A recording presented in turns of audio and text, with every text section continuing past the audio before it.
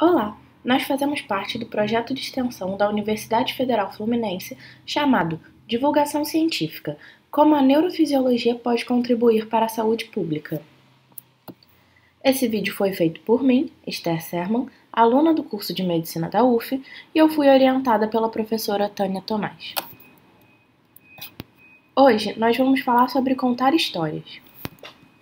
Essa história foi inspirada na leitura de um artigo publicado em 2021 chamado Contar histórias para crianças internadas aumenta as emoções positivas e a ocitocina, enquanto diminui o cortisol. Pesquisadores brasileiros investigaram a relação entre a leitura de histórias para crianças hospitalizadas e a percepção destas da sua estadia no hospital. Eles avaliaram a percepção da dor, bem como as correlações com as emoções positivas e negativas. Além disso, dosaram os níveis de dois hormônios, o cortisol e a ocitocina. O cortisol é um hormônio produzido pelas glândulas suprarrenais, que estão localizadas acima dos rins. Ele é liberado em grande quantidade quando estamos estressados e pode diminuir nossa capacidade de reagir a infecções. A ocitocina é um hormônio produzido no cérebro. Seu papel é facilitar o parto e a amamentação. Além destas funções, a ocitocina também é responsável por promover a afeição entre as pessoas, melhorar o humor e diminuir a ansiedade. A ocitocina é liberada, por exemplo, quando somos abraçados. Será que contar histórias pode de fato melhorar a experiência que as crianças têm nos hospitais? O experimento foi feito da seguinte forma: os pesquisadores selecionaram 81 crianças que estavam internadas no hospital e avaliaram a amostra de saliva delas, com o objetivo de analisar os níveis de cortisol e ocitocina. Além disso, os pesquisadores avaliaram o quanto de dor aquelas crianças estavam sentindo. E isso foi realizado por meio de uma escala de dor, onde a criança dava uma nota de 1 a 10. Essas crianças foram então divididas em um grupo de 41 crianças que ouviram histórias e um outro grupo de 40 crianças que participaram de jogos de adivinha.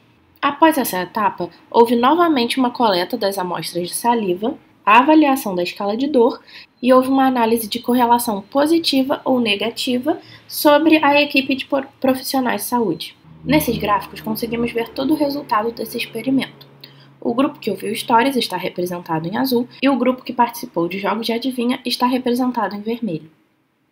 Reparem que antes da intervenção, ou seja, antes de ouvir histórias ou adivinhas, os níveis de ocitocina eram praticamente iguais entre os dois grupos. Mas após a intervenção, o grupo que ouviu histórias atingiu maiores níveis de ocitocina. Isso faz com que a diferença entre o momento pré e pós-intervenção seja maior para o grupo que ouviu histórias. Já em relação ao cortisol, o momento pré-intervenção apresenta uma liberação até maior, mas reparem que houve uma redução mais significativa no grupo que ouviu histórias.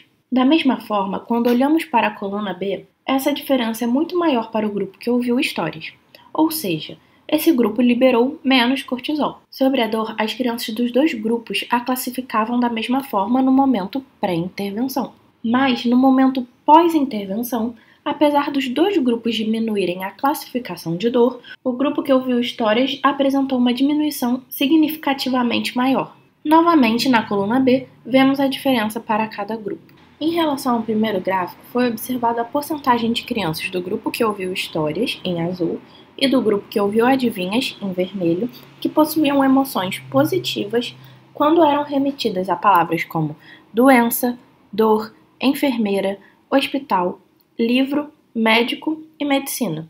Reparem que em relação à equipe de enfermagem, ao hospital e aos médicos, a diferença é bem nítida entre o grupo que ouviu histórias do grupo que ouviu adivinhas.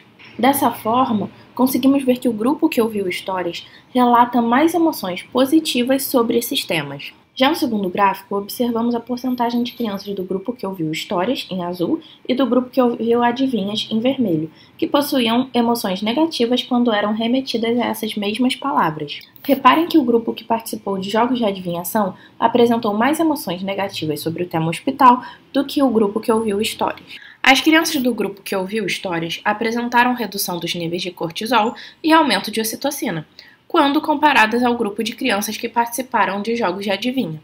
Além disso, As crianças que ouviram histórias descreveram positivamente o hospital e a equipe de profissionais de saúde, enquanto que o grupo que participou dos jogos de adivinha descreveu a mesma equipe de forma mais negativa. Mas por que gostamos de histórias? Aparentemente, nosso gosto por histórias desempenhou um papel adaptativo importante para que nossa espécie se organizasse em sociedades.